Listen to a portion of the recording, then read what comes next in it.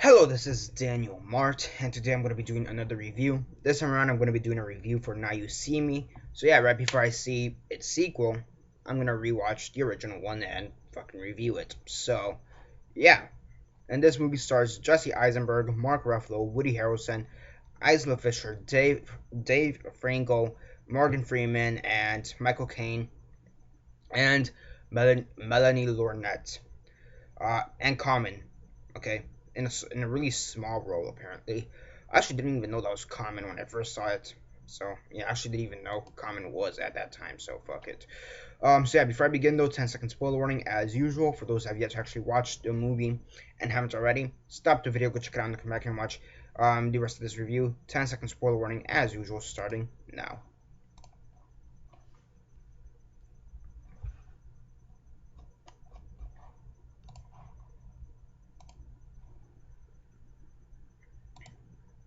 Okay, so 10 seconds are up. So for those who have yet to actually watch the movie and haven't already, please don't comment down below or be messaging me that never gave you a fair warning, because as usual I did.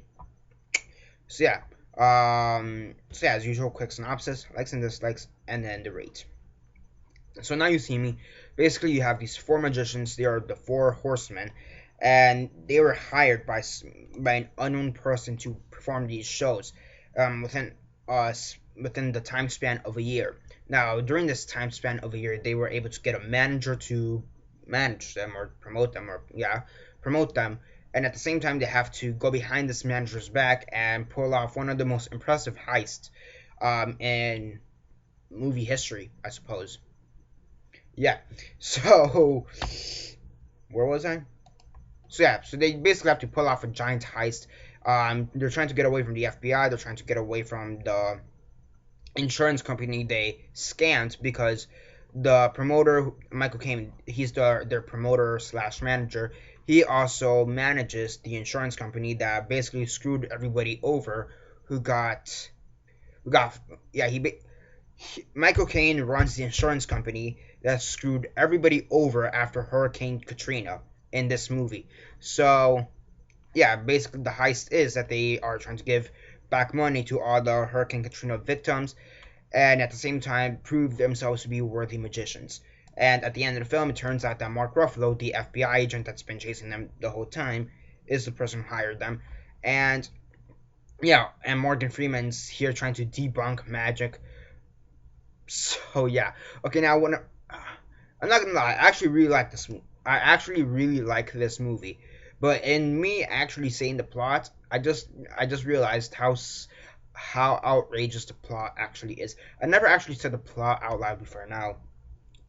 I've never actually said the plot to this movie out loud right before now, and it kind of sounds really insane in my opinion, like moronic insane. Like, why the fuck would you do this type of insane?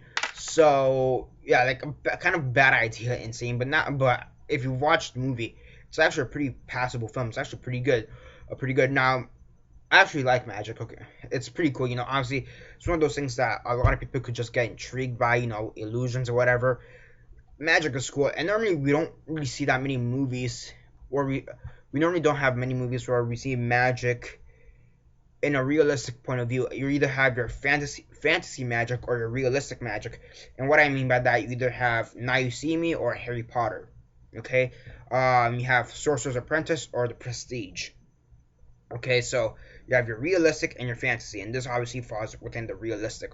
And one thing I really enjoyed, because the common rule of magic is a magician must not show their tricks or whatever, reveal their tricks or how they did their tricks. I like how they actually revealed the tricks.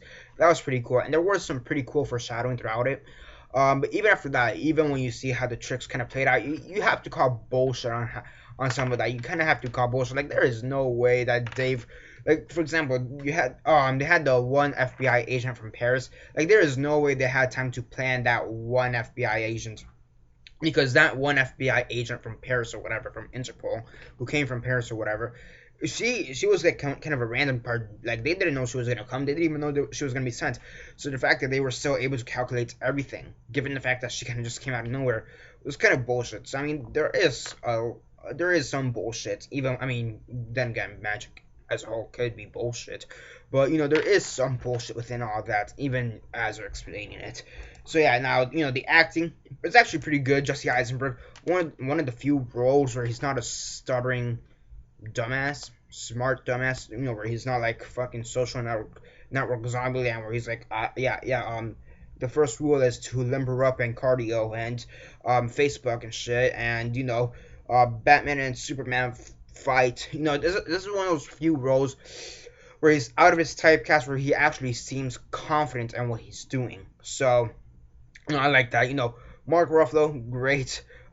His character arc kind of came out of nowhere at the end, so there's that. Woody Harrelson, I liked him. He was pretty cool. Dave Franco, he wasn't annoying in this film. Every other film I've seen him in, he annoys the shit out of me. Didn't annoy me in this one, so congratulations. In most movies he's in, because I just realized I actually liked Unfinished Business, and I didn't really mind him that much there. And he was also in Warm Bodies, but then again, he died within 5 minutes, so who gives a shit. So yeah, overall, still pretty good. Well acted, well written, in my opinion. The magic of it is pretty cool. So yeah, overall, makes sense. There is one magic trick which they never explained, though.